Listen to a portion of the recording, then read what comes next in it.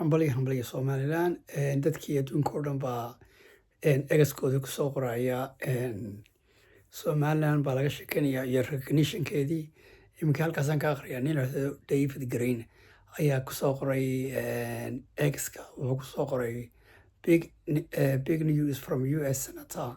The Senator might pass a resolution to recognize Somaliland sovereignty, making a historic step towards the international support for the region, independence of self-determination. This could change future global diplomacy. waxaa lagu leeyahay haddii marka la ogolaado Somaliland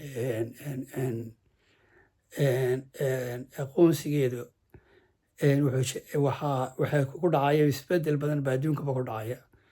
Alxamdulilah nin la yidhahdo David Green waxaan kusoo halka uu kusoo qoray egaskana ciwaanka videoga markaan soo diraayo ciwaankiisaan kusoo saarayaa oo halkaas ka akhriyi doonta idinkuna guul walaal subscribe ku sameeya ila dagaalama ana waan dagaalamaya.